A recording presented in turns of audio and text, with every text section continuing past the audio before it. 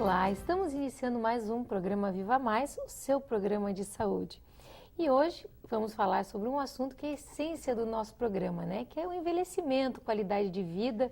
E para falar hoje sobre esse assunto, temos um convidado que é um dos grandes especialistas do nosso país, Dr. Lair Ribeiro, que é médico cardiologista e nutrólogo, que é autor de 35 livros, dos quais 15 são best-sellers, 25 dos quais são traduzidos para outros idiomas e disponíveis em mais de 40 países.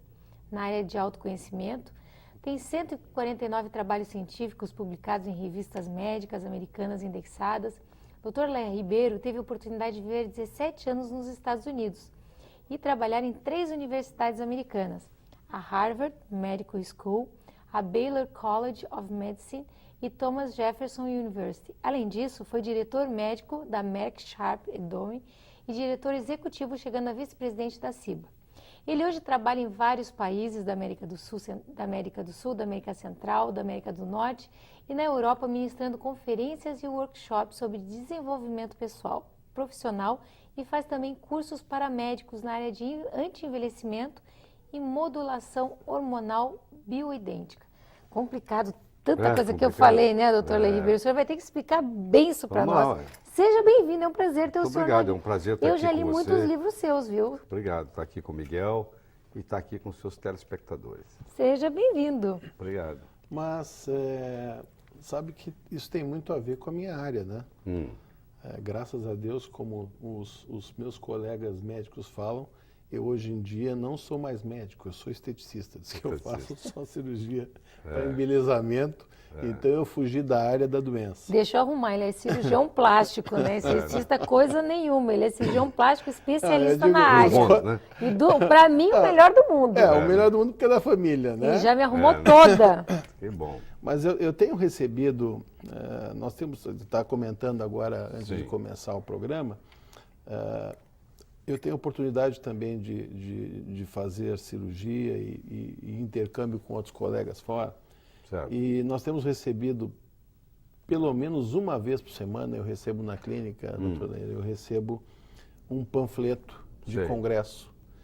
E pelo menos nos últimos ano e meio, eu acho, o enfoque tem sido anti-envelhecimento. É verdade, isso aí é uma coisa... É uma moda que veio para ficar. Eu acho que o mundo está envelhecendo. Nos próximos 8 anos, o número de pessoas com mais de 40 anos vai dobrar. Quer dizer, todo mundo está envelhecendo. Infelizmente, as pessoas estão vivendo mais, mas ao mesmo tempo estão ficando mais tempo doente. O sujeito vive 90 anos, ele fica com Alzheimer de 81 aos 90, ou seja, ele passa 9 anos, ou seja, 10% da vida dele sem saber o nome do filho. Isso é muito triste. Envelhecer, todo mundo vai envelhecer. Agora, ficar velho é outra história. Ficar velho é você não conseguir enxergar, não conseguir escutar, perder o controle esfincteriano, perder a capacidade cognitiva, a autonomia. Isso ninguém quer. Agora, envelhecer faz parte da vida, né? Hoje tem como evitar tudo isso? Claro que tem. Tanto pela parte nutricional, que é muito importante. O genoma humano foi publicado em 2003. Esperava-se que o ser humano ia ter em torno de pelo menos 120 mil genes. Nós temos 23 mil genes funcionais. Então foi uma surpresa muito grande. Chegou-se à conclusão que não é o DNA que controla a biologia, é a epigenética. Surgiu então uma disciplina chamada epigenética, o próprio nome já diz, transcende a genética e que tem muito a ver com o meio ambiente. Então eu posso, através de nutrição, através de nutrientes, modificar a expressão gênica. Vou dar um exemplo simples. A mãe morreu de câncer de mama, a irmã mais velha morreu de câncer de mama. A paciente vem preocupada porque ela mandou o sangue dela para os Estados Unidos e foi detectado que ela tem o BRCA1-2, ou seja, já tem um gene para o câncer de mama. E antigamente dizia, vamos fazer uma mastectomia preventiva. Hoje não, hoje a gente fala, você tem 2 opções. Ou você vai ingerir uma crucífera, que é um repolho, um nabo, uma couve-flor, uma couve de Bruxelas, um brócolis, um repolho, 2 vezes por semana, ou você vai fazer o uso de um nutriente chamado indol 3-carbinol para o resto da vida, 200 mg por dia, e isso não vai deixar aquele seu gene se expressar.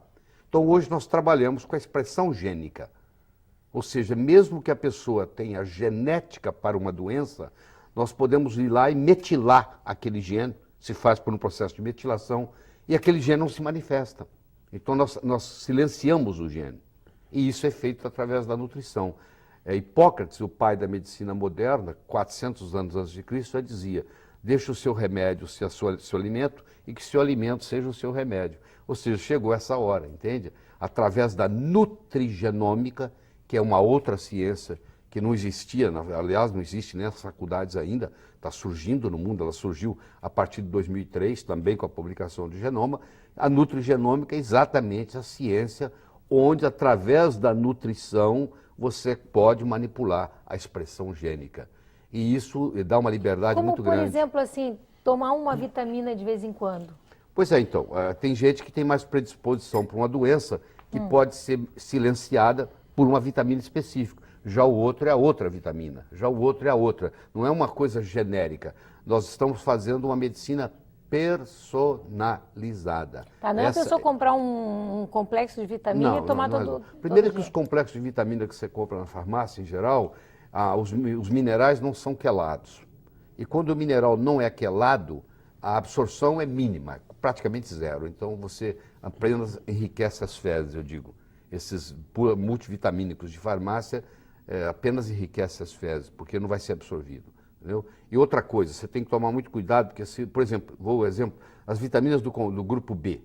Se você tomar uma e não tomar outra, você cria problemas sérios no seu corpo, porque uma depende da outra, que depende da outra, que depende da outra. Se eu aumento a ingestão de vitamina B12, eu aumento a necessidade de B6, eu aumento a necessidade de P2, eu aumento a necessidade de B9. Então, se eu não tomar as outras juntas, eu acabo me prejudicando. Parece ser uma coisa simples, que a pessoa até pouco tempo não dava valor. Isso aí é vitamina, isso aí se você tomar demais sai na urina. Não é bem assim. Isso aí tem toda uma ciência por trás disso. E você pode, sim, tratar doenças com micronutrientes, com minerais, com trace elements, que a gente chama em inglês, e com vitaminas apropriadas. O paciente que faz, ou a pessoa que faz uma alimentação saudável, ela mesmo assim ela precisa de vitamina? Ela precisa, Miguel, pelo seguinte, vou te explicar. Há 100 anos atrás, se você quisesse atravessar uma rua em Porto Alegre, você não precisava olhar para os lados porque não vinha carro. Hoje, se você atravessar uma avenida dessas movimentadas sem olhar para os lados, você é atropelado. Antigamente, o solo brasileiro era rico. Mas você imagina um sujeito que planta tomate no mesmo terreno 20 anos seguidos. Aí você vai dizer assim, mas aquele tomate é rico em selênio. Ora, se o terreno não tem selênio, a plantinha que está crescendo vai tirar selênio de onde? Então, o que aconteceu? Nos últimos 30 anos, a concentração de nutrientes nas frutas e nos vegetais caiu em torno de 50%. Então, hoje nós ingerimos 50% menos iodo do que nós ingerimos há 30 anos atrás. Ingerimos 50% menos magnésio, 50% menos selênio, 50% menos zinco. Então, mesmo uma pessoa que tem uma dieta perfeita, que isso não existe, que é ingerir de 5 a 7 diferentes frutas por dia, eu acho que a pessoa hoje não tem nem tempo de comer 7 frutas por dia, a maioria não tem dinheiro para isso. Quanto mais encontrá-las, né? Então, eu não encontro ninguém que tenha uma dieta perfeita. Não encontro. Até hoje não encontrei. E mesmo se essa pessoa tivesse uma dieta perfeita, ele ainda provavelmente não estaria recebendo os nutrientes necessários. Conclusão, nós entramos numa fase onde, para a pessoa manter uma saúde perfeita, ela tem que partir para a suplementação. Ela tem que se suplementar com vitaminas e minerais. Em geral, os colegas médicos, professores da faculdade dizem assim, isso aí não ajuda em nada, não é científico. Tem mais de 5 mil artigos publicados, entendeu? Hoje existe uma coisa chamada Google Acadêmico, que é o www.scholar.google.com. Ali, todos os trabalhos publicados, indexados em revistas científicas, estão ali. Você digita lá, vem centenas de milhares de artigos. Então, a gente não tem tempo de ler. A gente fala que não é científico. Mas quem se dedica a isso, quem estuda isso, esse material é riquíssimo, é uma coisa impressionante. Eu não preciso ter escorbuto para tomar vitamina C, entendeu? Eu não preciso esperar isso. Eu posso fazer. A vitamina C vai ajudar em muitas coisas, até antes de chegar no escorbuto. Eu não preciso manifestar o escorbuto para poder dizer, eu preciso de vitamina C. Como é que a gente faz a avaliação desse paciente? Por exemplo, trabalha com anti-envelhecimento. Sim. Tá? Então, como é que eu faço uma avaliação para o paciente Tá. do que ele vai ter que Tá bom. comer, não vai Tá ter certo. que comer. Eu digo mais porque o nosso objetivo aqui, Laíra, Certo. É prático, né? Prático. é até assim, é serviço de utilidade pública. Tá É certo. quem o paciente deve procurar. Tá bem. Como que ele pode, porque ele está te vendo falar, Laíra, assim, ó, olha, tem que procurar, tem que tomar, a gente não consegue comer vitamina, tá, mas eu não consigo comer tudo que eu preciso. Tá, e aí, quem eu procuro, como que eu faço, Hoje e quem é existe, médico, o que faz? hoje existe uma especialidade médica no mundo, nós somos mais de quase 100 mil médicos no mundo, fazemos um congresso 2 vezes por ano nos Estados Unidos, onde vão 10, 12, 15 mil médicos de anti-envelhecimento. É uma especialidade, hoje tem pós-graduação nisso, tem mestrado nisso, tem MBA nisso. Quer dizer, hoje é uma especialidade médica, é o médico trabalhar com anti-envelhecimento. Nós temos a idade biológica, que é a idade do desgaste do corpo, e temos a idade cronológica, que é a idade da certidão de nascimento. Então, por exemplo, eu tenho, na minha idade cronológica, eu tenho 66 anos. Está lá, nasci em 1945, tenho 66 anos de idade. Quando eu faço o teste da idade biológica, que eu já fiz nos Estados Unidos, eu tenho hoje 52 anos. Então eu tenho 66 na minha certidão de nascimento. Eu tenho 52 na minha idade biológica. É coisa boa. O que faz essa diferença? É o seguinte, nós envelhecemos por várias razões. Primeiro, nós envelhecemos por uma coisa chamada encurtamento telomeral. No fim do cromossoma existe uma coisinha que segura o cromossoma, que chama telômero.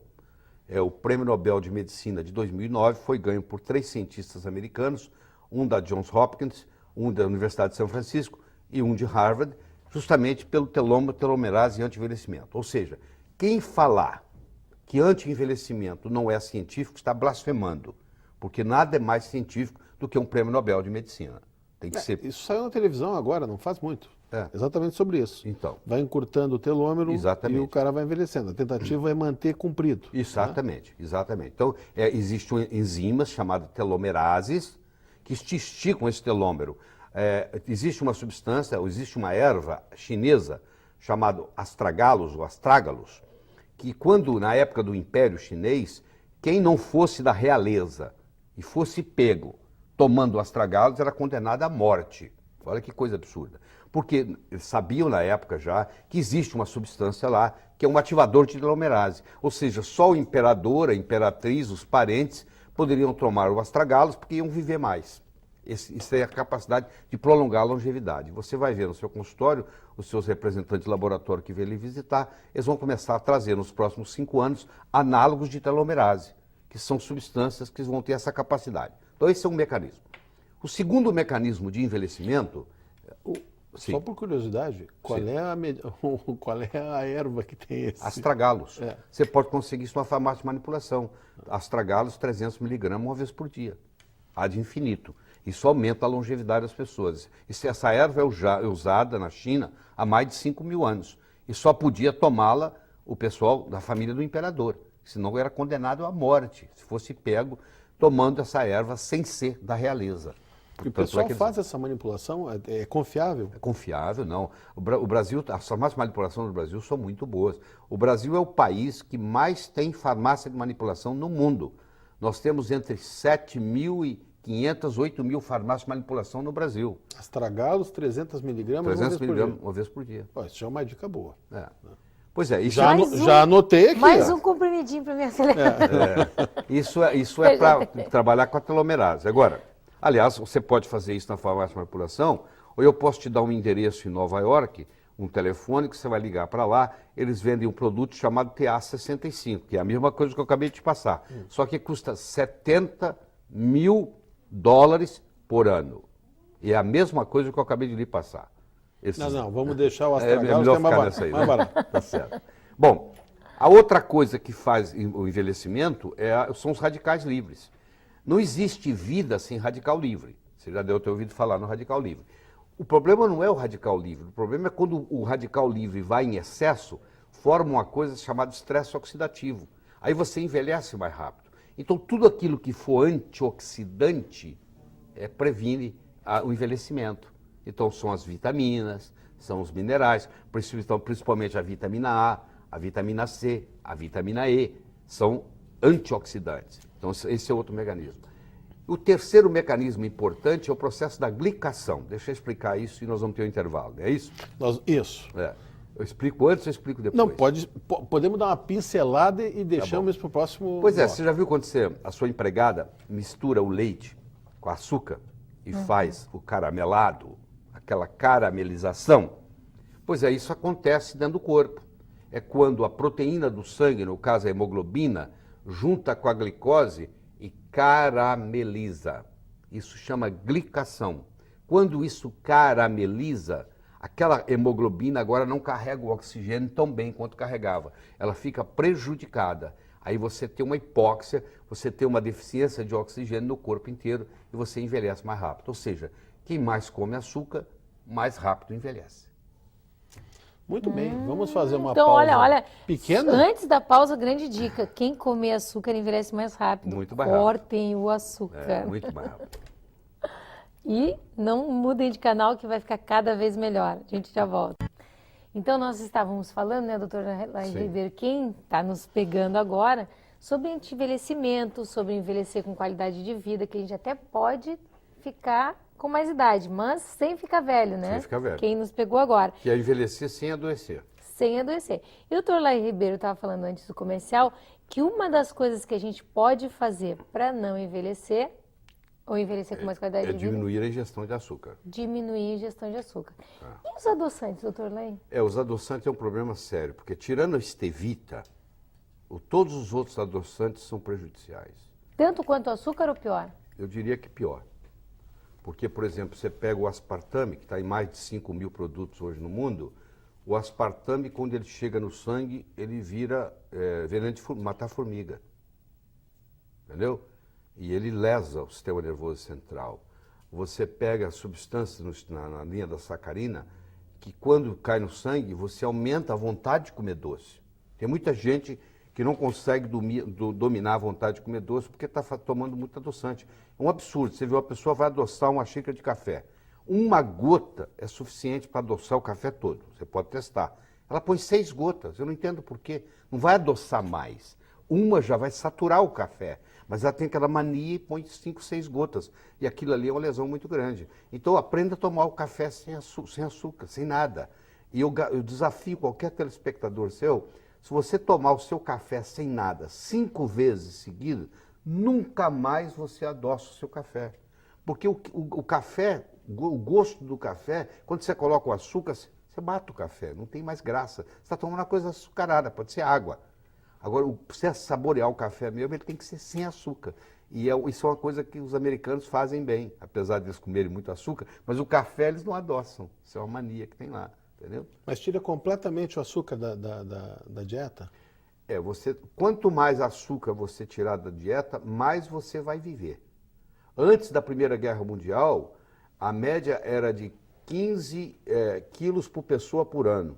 Hoje é 180 quilos por pessoa por ano. Aumentou mais de 10 vezes. E em 1930 não tinha diabetes. Você não achava diabetes. Entendeu?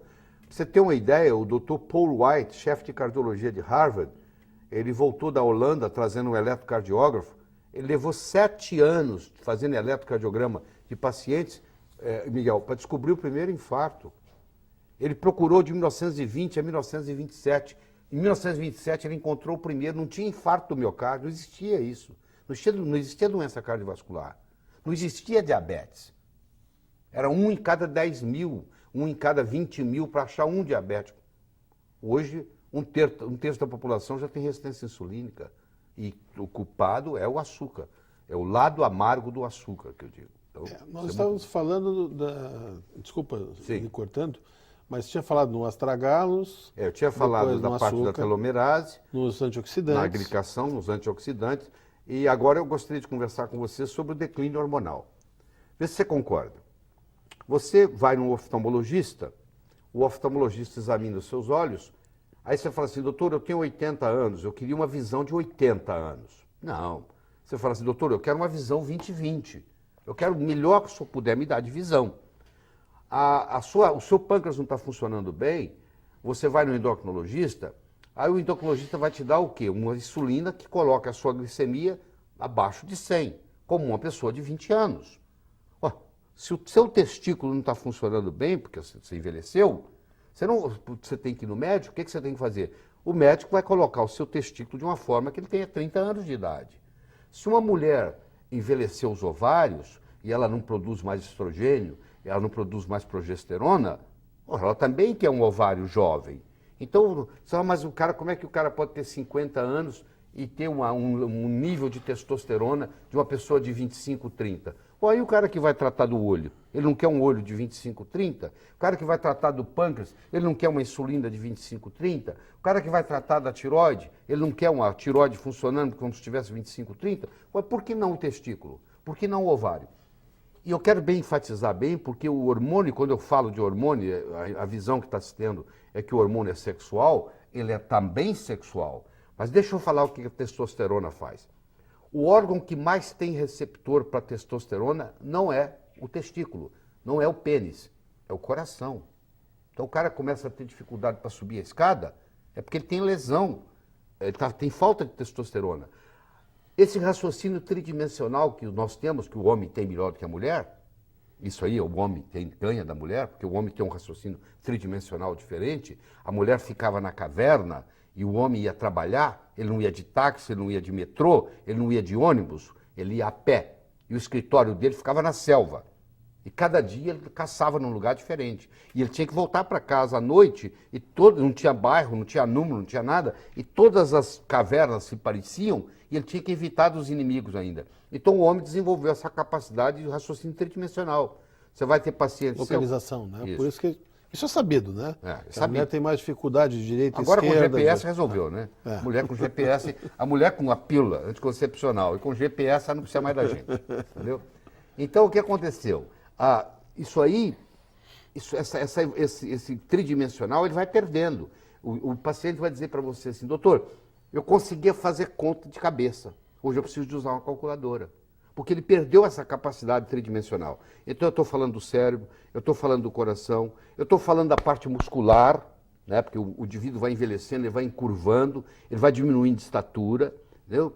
Eu estou falando da parte do própria glicemia. Eu tenho pacientes que não conseguem regular a diabetes, você entra com modulação com testosterona, eles regulam a diabetes. E aí quando a gente começa a discutir o assunto de hormônio, eu sei que o telespectador está dizendo assim, mas hormônio não dá câncer? Não, o hormônio não dá câncer. O hormônio usado antigamente, que não era esse que nós estamos conversando, dava câncer. Eu vou lhe falar por quê. O hormônio que mais vendia nas farmácias, e vende até hoje, por incrível que pareça, é xixi de égua prenhe. Você pega a égua grávida, a égua prenhe, dá diurético para ela, dá furosemide, ela urina o dia inteiro, eles põem mil éguas numa baia, pegam aquela urina, deixam evaporar, pega aquele cristal e faz um remédio que é vendido na farmácia para a mulher tomar na menopausa. Só que aquilo ali tem 11 metabólitos que não pertencem ao corpo humano. Então aquele remédio, na realidade, é uma urinoterapia de égua. Serve para cavalo, não serve para o ser humano. Então o que foi feito? Aquilo era feito para a mulher melhorava a sintomatologia, o fogacho, aquelas ondas de calor que ela tem na menopausa, a sintomatologia melhorava. Mas ela pagava um preço enorme. Ela tinha câncer de ovário, ela tinha câncer de útero, ela tinha câncer de mama. Aí foram feitos os estudos e disseram, isso tem que parar com isso. Isso é um absurdo. E é um absurdo. Aí muitos médicos ainda têm na cabeça que o hormônio bioidêntico, que é o que é usado hoje, que não se vende na farmácia, tem que fazer na farmácia manipulação. Por que tem que fazer na farmácia manipulação? Porque não se pode, Miguel, patentear nada que a natureza faça. Você não pode patentear oxigênio, você não pode patentear zinco, você não pode patentear progesterona. A indústria farmacêutica tem que trabalhar com patentes. Você imagina uma indústria farmacêutica multinacional, abre um mercado absurdo, gasta milhões de dólares com uma substância que não é patenteada. Amanhã tem 800 no vácuo dela fazendo a mesma coisa. Então elas precisam de patente. Então o que ela faz? Elas pegam o hormônio bioidêntico, modificam a molécula dele, põe um radical e agora pode patentear. Só que essa chave agora não entra naquela fechadura do jeito que deveria. Quando você tem uma chave que não pertence a uma fechadura, você pode até conseguir abrir a porta, mas você vai estragar tanto a chave quanto a fechadura, não é verdade? Às vezes fica até presa lá. É o que acontece com esses hormônios. Eles ficam presos nos receptores. Agora, a modulação hormonal bioidêntica, que é uma coisa relativamente recente no uso clínico e que tem muitos estudos científicos disponíveis, é uma coisa que a gente não aprendeu na faculdade de medicina. Então, quando eu falo com médicos sobre modulação hormonal bioidêntica, ele fala, o que é isso? Eu não aprendi isso na faculdade. Nem aprendeu, nem vai aprender, porque vai levar muitos anos. Aquele professor que está dando aula lá, ele tem que morrer, o substituto dele tem que vir com essa nova visão, porque o melhor jeito de você quebrar um paradigma é alguém morrer. Porque enquanto aquele cara está dando aula naquela estrutura antiga dele, que ele faz há 20 anos, 30 anos, aquela aula de farmacologia, que ele sempre deu a mesma aula, é difícil você mudar a cabeça daquele estudante. Então, um médico vem e faz um curso de 2 dias comigo, ele leva um choque de conhecimento, porque eu mostro para ele que aquilo está tudo obsoleto. E quando você faz a modulação hormonal bioidêntica, é uma coisa impressionante. Eu digo para o médico, você vai se sentir muito mais orgulhoso de ser médico, porque o paciente chega e fala, doutor, eu nunca me senti tão bem na minha vida. E aquele paciente começa a falar para os amigos, e você começa, todo indivíduo que trabalha, todo médico começa a trabalhar com modulação hormonal bioidêntica, a clientela aumenta substancialmente, porque um começa a indicar para o outro, indicar para o outro, indicar para o outro. Então nós estamos fazendo um trabalho, há 10 anos atrás eu escrevi um livro, A Verdade sobre Reposição Hormonal, eu comecei a divulgá-lo pelo Brasil afora, minha esposa viajava comigo na época, hoje ela só faz viagens internacionais, mas ela viajava domesticamente também, e ela falou para mim, Laíra, eu se eu fosse você, parava de divulgar isso, porque os seus colegas não estão preparados para escutar isso. E eu parei, eu segui a orientação dela. E há 3 anos atrás eu voltei, agora já está mais preparado, então eu vou fazendo um trabalho de educação, nós vamos estar aqui sábado e domingo, treinando no Sojipa, 200 médicos, eles chegam lá às 9 horas da manhã no sábado, saem às 18 horas, tem várias especialidades diferentes e vamos estar discutindo tudo isso, como é que é o processo de envelhecimento, o que pode ser feito, como é que pode modificar. É impressionante a mudança. A mudança é aquele indivíduo que está chutando o pau da barraca, que já está vendendo tudo, que quer parar de trabalhar, de repente eu modulo ele começa a produzir, ele quer abrir uma nova fábrica, muda a percepção totalmente e muda a saúde da pessoa. Então eu digo, o grande segredo da vida é você morrer jovem o mais tarde possível. A analogia que eu faço, Ana Paula, é de uma lâmpada. Uma lâmpada, segundo antes de queimar, ela está brilhando em toda a sua magnitude. Esse negócio de ficar 25 anos doente para depois morrer, isso é muito triste. O ideal é você estar trabalhando, se produzindo, sendo feliz até a véspera da sua morte. Ah, com certeza. Essa Acho que é o que medicação, assusta todo mundo, né? Ficar velho e doente. esses hormônios bioidênticos, eles são sempre manipulados? Eles são, infelizmente, até agora, eles são sempre manipulados. Porque a indústria farmacêutica, como ele não pode ser patenteado, porque ele é bioidêntico, ele é igual ao que o corpo faz, e como é impossível você obter uma patente de algo que a natureza fabrica, então a natureza fabrica progesterona, a natureza fabrica testosterona, a natureza fabrica estradiol. Então o que a indústria farmacêutica faz? Ela pega o estradiol, a progesterona, a testosterona e muda. Pega a testosterona, faz o metiltestosterona. Esse causa câncer hepático, esse causa câncer de testículo. Aí você fala assim, a testosterona é perigoso. É perigoso se você usar a não bioidêntica, que é a metiltestosterona. Isso é veneno. Isso eu não estou aconselhando. Aquelas bombas que o pessoal toma nas academias, aqueles anabolizantes, aquilo tudo não tem nada de bioidêntico lá, nenhum deles. Eu não estou recomendando nada daquilo. Sou totalmente contra aquilo. Quem faz uso daquilo, Miguel, paga um preço a longo prazo. Entendeu? Ele pode se sentir bem na hora, aquilo ali é sintomático. Mas ele vai pagar, ele vai ficar impotente, ele vai ter atrofia testicular, ele vai ter hepatopatia, o fígado dele vai crescer, ele pode ter um câncer de fígado, ele pode ter um câncer de testículo, ele vai pagar um preço por isso. Não é isso que eu estou conversando. Eu estou conversando em pegar um indivíduo que está com 50 anos de idade, que a testosterona está baixa, e aí nós fazemos a modulação, ele volta a ter uma testosterona de 30 anos, aí ele sente uma diferença enorme no corpo, o raciocínio melhora, a capacidade cognitiva, a coordenação motora, a acuidade visual, a acuidade auditiva, tudo modifica. Desculpa a falta de conhecimento na área, tá? Pois não, fique à vontade. Só, nós estivemos juntos até num congresso, estava comentando, em Campos do Jordão, né? Em que eu vi um colega o Paulo, a gente está falando sobre isso, eu vi uns casos dele, eu assisti, na verdade, 1 ou 2 palestras só. Certo. E eu vi resultados muito bons. Muito bons, é fascinante. Muito bons.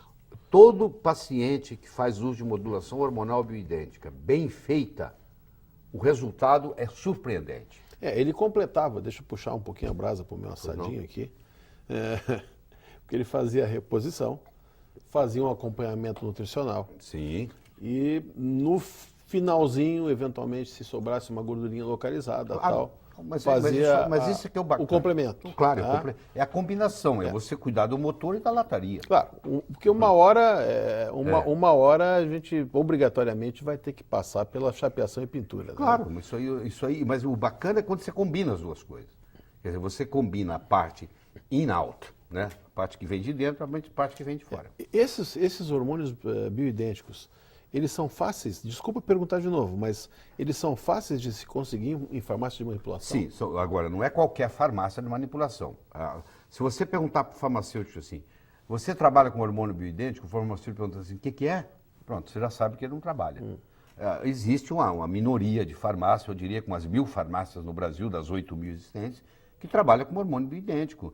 Os hormônios bioidênticos são comprados, tem importadores, são vendidos para as farmácias manipulam. São geralmente feitos transdérmico. Então o que você faz? Você coloca em geral 1 cc de creme em uma área do corpo que não tenha cabelo. Eu sou um Tony Ramos da vida, então eu tenho que passar na testa, porque não tem cabelo. Porque, por exemplo, a testosterona você não pode passar onde tem cabelo. Porque se o folículo piloso, na base dele, ele tem uma coisa chamada 5-alfa-redutase, que transforma a testosterona em DHT, em dihidrotestosterona. Isso não é bom. Então nós temos que fazer uma área que não tenha cabelo. Então uma área boa para o homem é a testa. A outra área boa para o homem é o pênis, o próprio pênis. Passa no próprio pênis, entendeu? Então eu uso a testa, que é uma área muito boa. Quer dizer, em Porto Alegre nós temos possibilidade de farmácias que trabalham. Claro, com todo, igualzinho se faz nos Estados Unidos, sem ficar devendo nada para ninguém. Só para a gente terminar e ir, infelizmente, para o último bloco, que eu acho que isso é uma coisa, como eu disse, eu recebo assim inúmeros panfletos de anti-envelhecimento. Os congressos hoje em dia, basicamente, são anti-envelhecimento. Não tenho dúvida. Qual é o especialista que trabalha com isso? Quer dizer, quem está assistindo?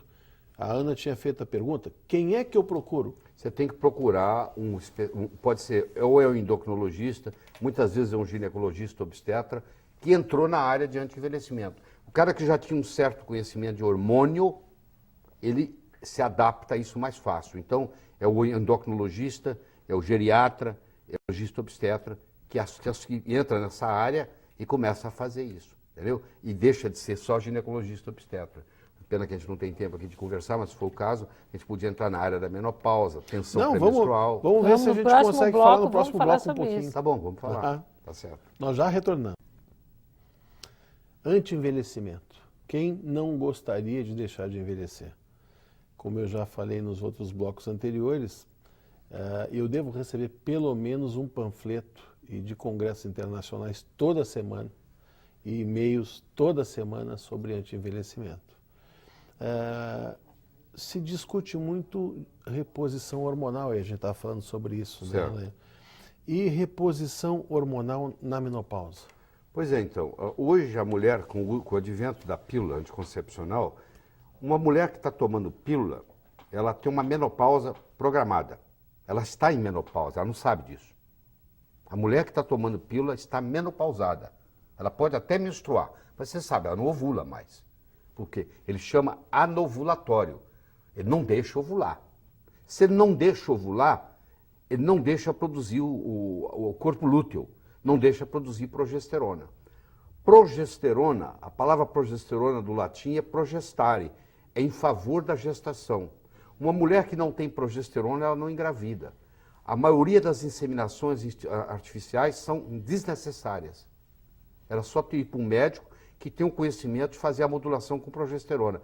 Os médicos vêm, eu ensino eles. Eu recebi um e-mail, por exemplo, semana passada, de uma médica no Rio, falou, doutor Lair, 6 meses que eu fiz seu curso. A 7ª mulher que engravida no meu consultório que não engravidava.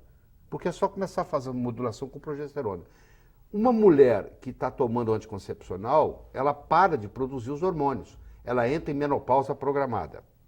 Quando ela para de tomar um anticoncepcional, Paulo, ela agora não consegue engravidar mais. Você vê que paradoxo. Hoje, uma mulher de classe média alta, ela faz uso de anticoncepcional, quando ela quer engravidar, tem que fazer tratamento de fertilização. Ela não consegue engravidar mais, porque o ovário dela atrofiou. Tá? E as mulheres começam a parar de ovular com 35 anos de idade, ela começa a falhar a ovulação. E aos 45, entre 45 e 50, elas entram na chamada menopausa, elas param de menstruar. Então aí tem uma série de problemas. O problema maior delas por exemplo, a osteoporose, que começa lá nos 30 anos de idade. A osteoporose não é uma doença que surgiu aos 60 anos, ela surgiu aos 30, porque ela começou a ter deficiência de progesterona. A progesterona estimula o osteoblasto a formar osso. Como ela não tem progesterona, ela não estimula o osso vai virando osteopenia, vai gastando e vem a osteoporose lá no final. Antigamente você ia no médico e falava assim, você tem osteoporose, não podemos fazer nada. Hoje eu digo, não, você vai fazer uso de progesterona e nós vamos reverter a sua osteoporose. Então nós podemos regredir uma osteoporose para osteopenia e curar. Isso, falar que a osteoporose não tem cura, isso é obsoleto. Hoje nós podemos trazer isso de volta. Então, por que a mulher faz modulação hormonal na menopausa? Ela faz para fazer prevenção de infarto do miocárdio. Você sabe que as mulheres, antes da menopausa, têm muito menos infarto do que o homem. Depois da menopausa, elas se igualam ou até passam na frente. Mas o que protege a mulher? Os hormônios femininos. Eles protegem a mulher contra o infarto. Não protegem o homem. Porque com essa ideia de que o hormônio feminino protege a mulher contra o infarto, um médico teve a brilhante ideia de começar a dar hormônio feminino para homem. E eles começaram a ter mais infarto. Quer dizer, o estrogênio protege a mulher contra o infarto. O estrogênio protege a mulher contra o Alzheimer. O estrogênio protege a mulher contra a deficiência de cognição, o problema de memória, por exemplo, que a mulher começa a ter. Então, quando a mulher faz a modulação hormonal, ela está tratando os fogachos, aquelas ondas de calor, ela está tratando os distúrbios gênito-urinários, ela começa a ter infecção urinária frequente, começa a tomar antibiótico. Ela não precisa tomar antibiótico. Laí, tu é a favor de toda mulher fazer reposição hormonal? Eu diria que é difícil você encontrar hoje uma mulher que tem os hormônios normais. É praticamente impossível. Eu diria que nos últimos 5 anos eu não vi uma. Porque no 21º dia do ciclo menstrual, o nível de progesterona na mulher tem que ser 200 vezes maior que o nível de estrogênio. E nos últimos 5 anos eu não vi um caso assim. Por vários problemas, pelos refrigerantes que toma, pelo açúcar que ingere. Vocês mulheres entraram no mercado de trabalho, mas você continua com a sua responsabilidade do lar. Se o jantar não sair, o seu marido não vai brigar com a empregada, vai brigar com você. Vai dizer, por que não saiu o jantar? Não é verdade? Quer dizer, você continua cuidando das crianças para dormir. Você hoje tem dupla jornada. Você trabalha durante o dia na sua profissão e você chega em casa e você tem o papel de dona de casa. Você não delegou isso para ninguém. E o seu marido não assumiu isso. Estou falando em média, claro, tem as exceções. Então a mulher hoje, é difícil encontrar uma mulher que não esteja estressada. No momento que a mulher fica estressada, o hipotálamo dela fala assim, essa mulher não pode engravidar. Vamos deixar ela parar de ovular. Então a maioria das mulheres estressadas não ovulam. Se elas não ovulam, elas não produzem progesterona. Você quer ver, pega uma mulher que corre, corrida de maratona. Mulher não foi feita para correr. Ela começa a correr, aí o hipotálamo fala, essa mulher está muito estressada, pô. Esse estresse físico de correr 10 quilômetros, essa mulher não pode engravidar. Aí ela para de ovular. Ela continua insistindo, você vai ver, médicos que acompanham atletas vão concordar, aí ela tem a menorreia. Ela para de menstruar. A maioria dos atletas maratonistas nem menstrua mais. Entendeu? Não só não ovula, como não menstrua. Então isso começou a ter... Então eu digo, as mulheres estão precisando de modulação hormonal. Antigamente a pessoa morria cedo. Hoje você morre muito mais velho. Então, quer dizer, você fica muito mais tempo velho. Então, por isso que você precisa de um melhor trato.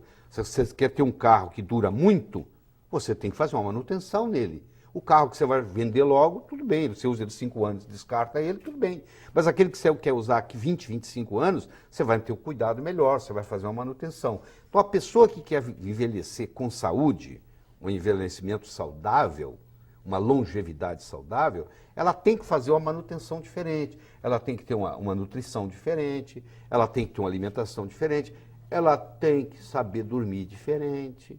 O melhor remédio que existe para você se manter jovem se chama sono reparador. Então deixa eu dar uma dica para o seu telespectador.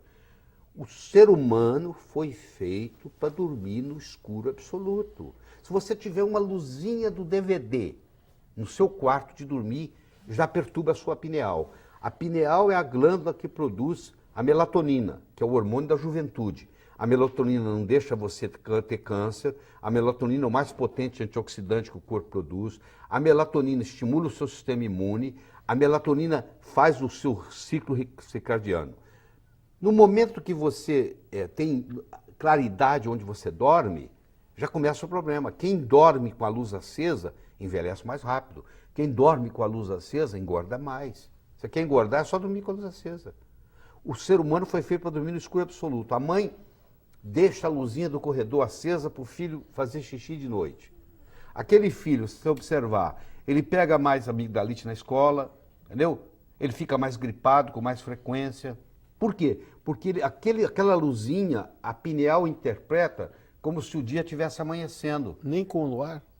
Nem com o luar, não. O ideal é absoluto... Absoluto. Se você conseguir ver a sua mão, não está bom. Escuro é assim, ó. Você não consegue ver a sua mão. Se você fazer, eu consigo ver minha mão, não está bom. E eu vou te fazer, você vai falar assim, mas eu ponho aquele negócio no olho, para tampar o olho. Não faz diferença. Eles pegaram luz, colocaram atrás do joelho da pessoa. Tudo escuro, debaixo da coberta, uma luzinha no joelho. Fez diferença. Então a pessoa que tem saúde, ela dorme no escuro absoluto, absoluto, absoluto. E não custa nada. E a conta de luz ainda diminui. Outra coisa importante. O mais potente antioxidante que existe no planeta é o próprio planeta, é a Terra. Quando você pisa no chão, na areia, no capim, você recebe elétrons. Então não existe nada melhor para a saúde que andar descalço. Você pega o pessoal da roça, que não come muito bem, que trabalha tudo, muito, e tem saúde, muito mais saúde do que o urbano, que vive na cidade, porque ele anda com o pé no chão. Nós andamos de sapato o tempo todo. Eu digo para a pessoa, a melhor coisa para você acabar com o estresse é pisar na areia, pisar no chão. Sabe aquele quando você vai na praia, aquele lugar da praia que a água bate na areia? A pessoa anda ali 10 minutos, pode estar com dor de cabeça, que for, acaba na hora. É uma coisa que não custa dinheiro nenhum. Quer acabar com o estresse? Pise no chão. Põe o pé no chão. Deixa eu voltar um pouquinho àquele negócio aquele ponto da reposição hormonal. Sim. Essas meninas, nós falamos na menopausa, tá? Sim. E tá falando sobre quem não menstrua, está tomando anovulatório, tomando pílula, certo. Na verdade está fazendo uma menopausa química. Certo. Tá? Essas meninas, qual seria a prevenção, na verdade? Pois é, primeiro que essas meninas hoje estão menstruando muito mais cedo, você já percebeu isso, né? Na época dos nossos avós, a mulher menstruava aos 16, 17 anos. Hoje tem menina de 8, 9 anos menstruando. Primeiro, porque elas ingerem demais açúcar. Isso é um grande problema. Segundo, eu sei que vocês não vão gostar de escutar, mas eu vou falar, é o problema da soja. Sinto dizê-lo, soja não é um alimento saudável, a não ser que ela seja fermentada. E pregam que é, né? Não, tem que ser fermentado.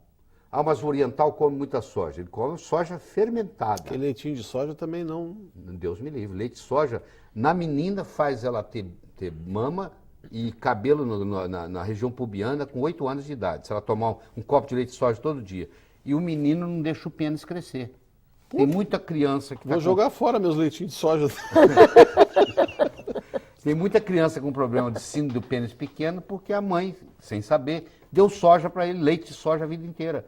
Leite de soja não é leite, isso aí é um nome, é extrato de soja. Isso aí, a longo prazo, causa problema, principalmente no homem, porque a isoflavona que tem na soja, ela mimetiza o hormônio feminino. Então você pega um menino que está para entrar na puberdade, tomando um copo de leite de soja todo dia, ele está tomando um hormônio feminino todos os dias. O pênis não cresce. Daqui a pouco tu vai estar entrevistando falando com a eu tenho na minha geladeirinha. Não vai mais existir na geladeira o leitinho de soja. Mas como é que a gente faz a anticoncepção da menina, se eu não A posso melhor usar anticoncepção que eu conheço é um copo d'água. Aí você pergunta para mim, antes ou depois? Pergunta. Eu tenho até medo de perguntar. Pergunta. Antes ou depois? Em vez de. Eu tomo um copo d'água em vez de ter uma relação sexual. É complicado. Agora, o que eu posso dizer é que o anovulatório oral, tá? Anovulatório, a própria palavra já diz, está causando um problema. Você vai pagar um preço por isso. Então você fala assim, mas o que eu faço? Bom, o que você faz? Tem uma menina de 19 anos, uma paciente sua, que fala, doutor, eu não abro mão do meu anovulatório. Tá bem. Então eu vou fazer o seguinte, do 14º ao 24º dia do seu ciclo menstrual, eu vou lhe dar 1 ml de progesterona, 40 mg por ml, na hora de dormir você vai esfregar na mão assim, ó, aqui no punho, e aí aquilo vai absorver, você vai ter um sono espetacular, porque a progesterona, a única coisa que ela tem de problema é que ela causa uma certa sonolência logo em seguida, mas se você faz na hora de dormir, é uma maravilha, você vai ter um sono profundo, e no dia seguinte já não tem mais nada. Então aquela mulher que vai fazer anticoncepcional durante muito tempo, eu posso minimizar, não estou dizendo que eu estou abolindo, mas eu minimizo os efeitos colaterais daquele anovulatório, fazendo uma modulação hormonal, isso custa, só para você ter uma ideia de preço, vai ficar mais ou menos uns R$20 por mês. Por quê? Porque ela vai fazer um tubinho de 30 ml e ela só vai usar 10 ml. Cada tubinho daquele vai dar para 3 meses. Um tubinho de 10 ml, de 30 ml, custa mais ou menos R$60 de progesterona numa farmácia de manipulação. Como aquilo vai dar para 3 meses, porque ela só usa do 14º ao 24º dia, aquilo vai custar para uma pessoa em torno de R$20 por mês. Bom, um cafezinho que você toma na esquina é mais que isso. Tá, mas assim, ó, mulher que não entrou na menopausa ainda. Então, ela só não entrou na menopausa, mas ela também não está, o ciclo menstrual dela não está regular. Tá. Ela tem tensão pré-menstrual. Uma mulher que tem tensão pré-menstrual, e muitos divórcios aconteceram por causa disso, você sabe disso, ela tem deficiência de progesterona. Também é caso de usar progesterona, passar no pulsozinho, isso, tem que procurar. Do 14º ao 24º dia. Isso aí faz uma melhora absurda. A mulher com endometriose melhora com progesterona, aquela que a dor se acentua no período da menstruação, entendeu? Quais são as contraindicações da reposição hormonal, né? Se você, estou falando de modulação hormonal bioidêntica. Isso.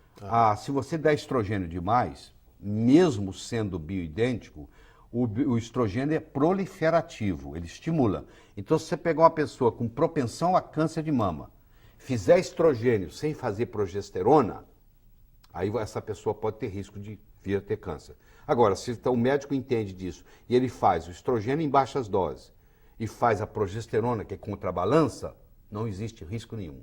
Em outras palavras, se você tem um médico que entende a ação hormonal bioidêntica, o risco é praticamente zero. No homem? No homem, pois é. Um exemplo feminino. Tá? No homem é o seguinte, existe um mito, só um mito, de que testosterona causa câncer de próstata. Eu diria o seguinte, testosterona trata câncer de próstata. Não é um menino com 18 anos que está com testosterona de 2000 que tem câncer de próstata. É o velhinho que está com a testosterona baixa. É o contrário. Câncer de próstata ocorre em pessoa que tem testosterona baixa. Mas lá atrás, em 1941, Huggins ganhou o Prêmio Nobel de Medicina mostrando que testosterona causava câncer de próstata, usando a fosfatase ácida, que hoje é abolida. O parâmetro que ele usou para dizer que causava não vale nada, não tem nenhuma correlação.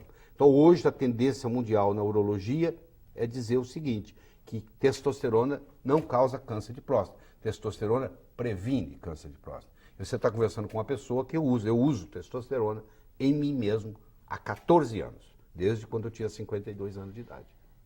Desde que faz o quê? Uma avaliação você faz clínica. Ele faz um pedido laboratorial para ver se você tem deficiência de testosterona, ele mede o seu PSA, se o PSA estiver acima de 2,5, ele faz o toque retal, se o PSA seu é baixíssimo, não tem nada que preocupar.